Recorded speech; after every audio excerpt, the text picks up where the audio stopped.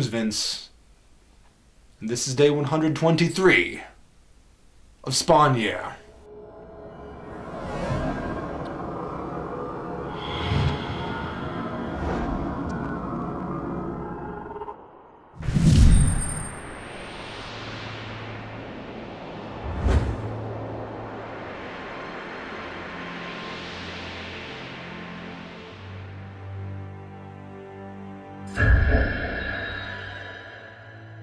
When you've been surrounded by darkness for as long as I have, it's hard not to let it get into your head. It's distracting, it's foreboding, and it makes you feel helpless. I've said numerous times now that all I need to get out of here is focus and determination. Play Doomsvince's game and win it. But then I think about what got me here, the obsession and the irresponsibility that created the darkness. Doomsvince told me I had to review to survive, but there's no guarantee that after a year of this, he has any intention of sending me home. What if he just wants to take that weakness, my need to work, to review, at the expense of all else, and see if he can dupe me into wasting a whole year of my life doing that very thing? And then I think about Al Simmons, and how he's constantly playing right into Malbolge's hands. Driven solely by emotion, Spawn keeps doing precisely what Hell wants him to. I don't want to be naive like Al Simmons. I've got to be smarter than that. I keep trying to reason a way out of here, but Doomsvince seems to have so much power at his command, seems totally omnipotent in this place. But what if he isn't? What if the teleporting and the flashy effects are all just smoke and mirrors? What if Vince 1.2 was just Doomsvince acting in his floating head, and then my wife and my son were all just some convincing illusions? The only thing I really can't account for is why I don't have to eat in this place. But perhaps there's even an explanation for that I just don't understand. Doomsvince has proven he has the ability to make me think I'm anywhere he wants me to be, but the $20,000 question remains: if I don't review one of these comics, what will really happen to me? The risk has seemed too great to chance stopping, and I won't do that. But this issue gives me an idea. Spawn has a heaping helping of heap. They fight a few pages, and Spawn is consumed by the monster. Bootsy and Cog believe this may truly be the end of Spawn, and as we learned last issue, if they're right, it means Armageddon is about to arrive.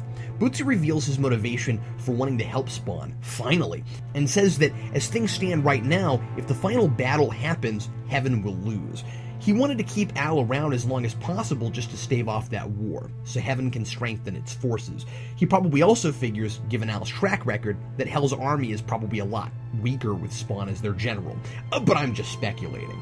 Cog and Bootsy find the sigil of the Hellspawn, which spawns leave behind when they're slayed, and that seems to seal the deal. He really is gone. The second half of the issue is a really padded out scene of Spawn falling through darkness, chastising himself for failing, though if you ask me, it's hard to fail when you're not trying to accomplish much of anything, and the one thing he has actively tried to achieve is stealing his widow away from the life and family she loves and makes her happy, so it's probably for the best that he failed at that.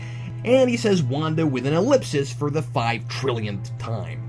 Then he meets Eddie, the bum who found the necroplasm and turned into heat. He thinks he's a ghost, and now that he's in this abyss, he has an understanding about otherworldly things, like what a hellspawn is. This is actually a decently written scene. Eddie is pretty innocent in all this, just someone who happened on some green ooze and got mutated by it like a ninja turtle, and I think it's clever when he calls Spawn his blood brother. Though if he knew as much about all the people Al is indirectly responsible for hurting or killing, not to mention those he's directly responsible for, I doubt Eddie would say, "I'm sure you probably don't deserve any of this." Spawn hasn't done a single decent thing for anybody, unless you count saving that kid last issue, since he revealed himself to Terry. He's still acting totally on instinct and emotion and nothing else, and it looks like I'm still supposed to see Al as the victim. Anyway, someone who speaks in ominous, jagged word balloons starts taking over Eddie's body and speaking through him, and tells Spawn he's about to be judged, and Spawn self-righteously blurts out, "And just who is it that dares to judge me?" Wow, Spawn, you might be dead. You know there's a heaven and God, and you're asking that question? You're gonna pick a fight with whatever that is? There's courage, and then there's stupid.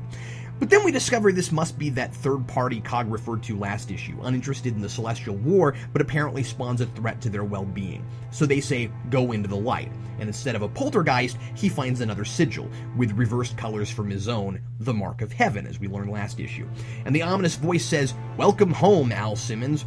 It's nothing short of silly that this is all happening because Spawn got eaten by a big trash monster, but color me curious. I liked Spawn going to hell a lot, and if he's actually going to heaven now, maybe more of that creative inspiration McFarlane had with hell that he doesn't seem to have in the alleys will be rekindled. Odd how this book is always more interesting with plain black or white backgrounds. Speaking of, I know this is risky. Might even simply be a terrible idea. But I said reviewing Sam and Twitch, I thought this whole scenario must be simpler than it appears. And if I have a chance at figuring out if I'm right, I have to explore that darkness. I'm not getting any closer to understanding what this place is sitting in this tiny graveyard. And if there's something else out there, I've got to find it. I'm going to see if I can find the man behind the curtain.